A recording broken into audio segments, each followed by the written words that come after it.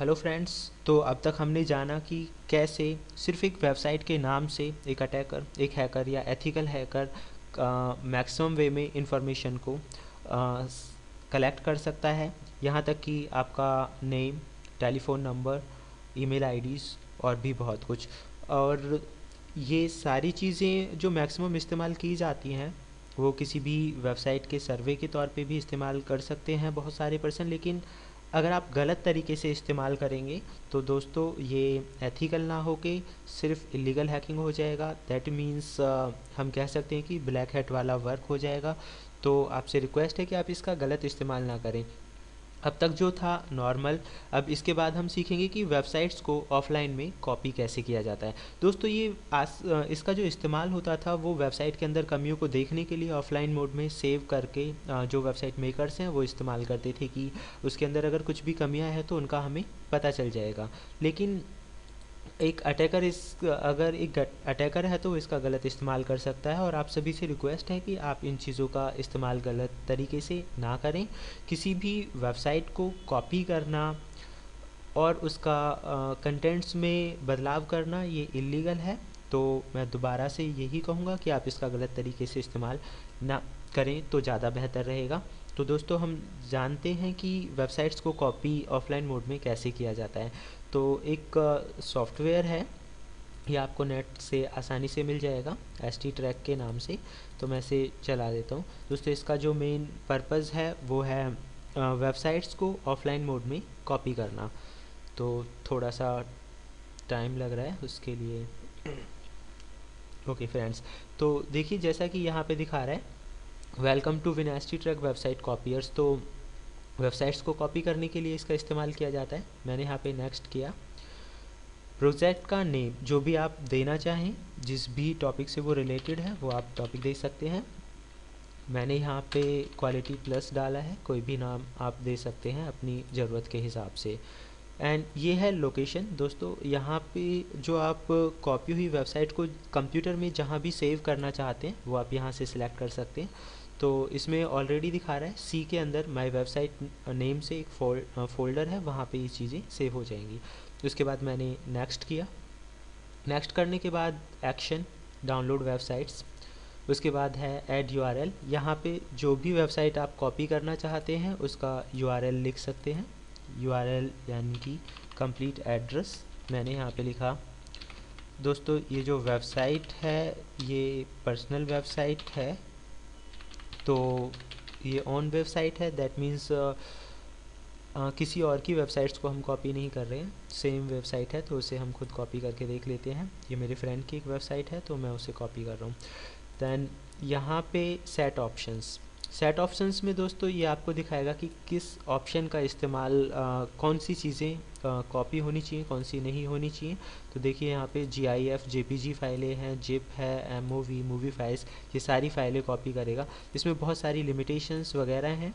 आप इन पे क्लिक करके एक एक जो आपकी ज़रूरत के हिसाब से आपको सही लगे उन ऑप्शंस को सिलेक्ट और डिसलेक्ट कर सकते हैं। मैंने सिर्फ अभी JPG GIF फाइलों को ही क्लिक किया है और इतना ही मेरे को चाहिए, तो मैंने ओके कर दिया। उसके बाद नेक्स्ट मैंने किया यहाँ से। नेक्स्ट करने के बाद फ्रेंड्स ये दिखा सकता है do not use remote access connections, तो आप यहाँ पे देख सकते हैं। उसके बाद मैंने इसे फिनिश कर दिया नॉर्मल चेंजेस के साथ। और आप यहाँ पे देख पा रहे हैं कि इसने कॉपी करना स्टार्ट कर दिया है। और देखिए बहुत ही फास्ट वे में ये कॉपी कर रहा है एक एक चीज़ को। और जैसा कि मैं आपको पहले बता चुका हूँ कि ये इलीगल है, तो ऑन वेबसाइट है, just for study purpose we are doing that, सिर्फ एजुकेशन पर्पज़ के लिए। तो इतना काफ़ी है, आप कंप्लीट भी कर सकते हैं। दोस्तों अगर मैं इसे कैंसिल कर देता हूँ काफ़ी हो जाएगा। ओके, तो फ्रेंड्स आप अंदाज़ा लगा सकते हैं जो मैट्रिमोनियल साइट्स हैं और दूसरी जो साइट्स हैं, अगर कोई उनको ऑफलाइन में कॉपी कर लेता है तो उनके पास शायद ही कुछ ना रहे, क्योंकि मैक्सिमम जो फ़ोटोज़ और इमेजेस होती हैं अगर वही सारी चीज़ें आ गई तो दैट मीन्स कितनी इंफॉर्मेटिव हो सकती हैं वो। तो इसका जो इस्तेमाल है वो आप अपने टेस्टिंग पर्पज़ के लिए कर सकते हैं नॉर्मली, नॉट फॉर किसी को नुकसान पहुंचाने के लिए नहीं। मैंने इसे फिनिश कर दिया है और अब हम इसे एग्ज़िट कर देते हैं और देखते हैं कि इन्फॉर्मेशन जो सेव हुई है वो कितनी इन्फॉर्मेशन है। तो मैं चेक कर लेता हूँ, यहाँ पे ये शो कर रहा है दोस्तों, उसमें शो कर रहा था माई वेबसाइट के नाम से एक फ़ोल्डर है। तो देखिए यहाँ पे माई वेबसाइट के नाम से एक फ़ोल्डर शो कर रहा है। एंड बाकी सारी चीज़ें हैं यहाँ पे। अगर हम देखें तो ये देखिए क्वालिटी प्लस, जो हमने फ़ोल्डर को नेम दिया था वो नेम आ गया है यहाँ पे, और उसके अंदर जितनी फाइलें ये कॉपी कर पाया है इतनी देर में वो शो कर रहा है।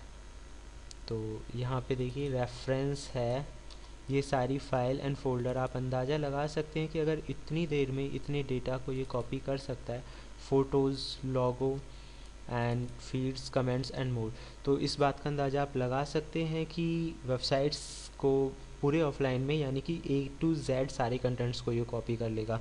और वेबसाइट अगर पूरी कॉपी हो गई तो फिर आप समझ ही सकते हैं। तो दोस्तों फ़िलहाल के लिए इतना ही। फ्रेंड्स, ये तो हो गया httrack से वेबसाइट्स को कॉपी करना। इसी की तरह एक और सॉफ्टवेयर होता है, जैसा कि प्रेजेंटेशन के दौरान मैंने बताया था, वेब द रिपर कॉपियर। उसका भी काम लगभग सेम ही होता है। तो हम उसे स्टार्ट कर लेते हैं। वेब द रिपर कॉपियर ये आपको इंटरनेट से आसानी से मिल जाएगा। तो जैसे ही हम इसे शुरू करते हैं, ये स्टार्टिंग में हमें शो कर रहा है copy website for offline browsing, यानी कि वेबसाइट्स को ऑफलाइन ब्राउजिंग मोड में अगर आप कॉपी करना चाहते हैं तो यहाँ से कर सकते हैं। Search and download files from the websites, website से फाइल्स को डाउनलोड करना है, सर्च करना है, वो आप यहाँ से कर सकते हैं। किसी भी नॉन एड्रेस पे जा सकते हैं। तो ज़रूरत के हिसाब से आप किसी भी ऑप्शन पे क्लिक कीजिए। तो हम कर लेते हैं copy websites from offline browsing, यानी कि ऑफलाइन में वेबसाइट को चलाने के लिए हम कॉपी कर रहे हैं। तो यहाँ पे सबसे पहले हमें वेबसाइट का एड्रेस डालना है। मैंने एड्रेस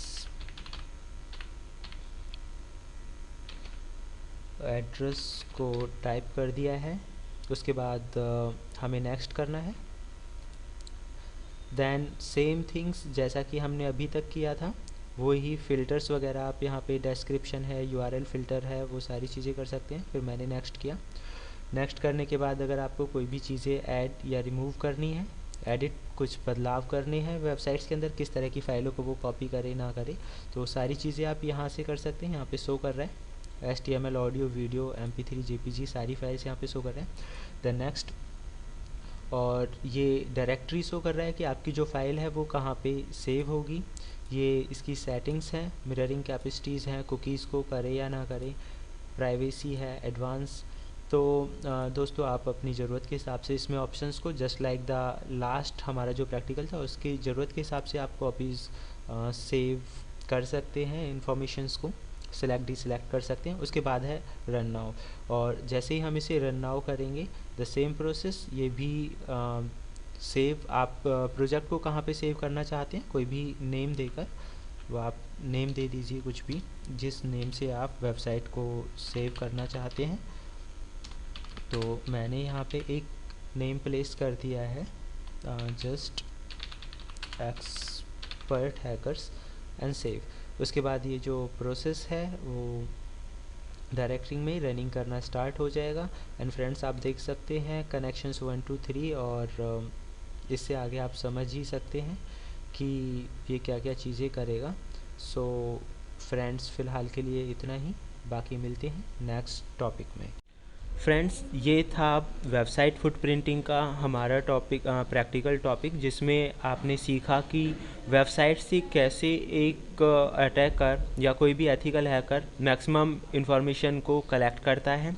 और इस टॉपिक में हमने सीखा कि कैसे हम किसी भी वेबसाइट को ऑफलाइन में कॉपी करके रख सकते हैं, जो कि एक अटैकर के लिए या फिर पेनिट्रेशन टेस्टर दोनों के लिए काफ़ी मददगार हो सकता है। क्योंकि वेबसाइट्स को कॉपी करके वो इसके अंदर के लूप होल्स के बारे में जानकारी कलेक्ट कर सकते हैं। वो ये जान सकते हैं कि कोई भी वेबसाइट कैसे बनाई गई है, और उसके अंदर जो वे ऑफ एक्सप्लेनेशन है या जो कंटेंट्स का मैनेजमेंट है वो किस तरह का है।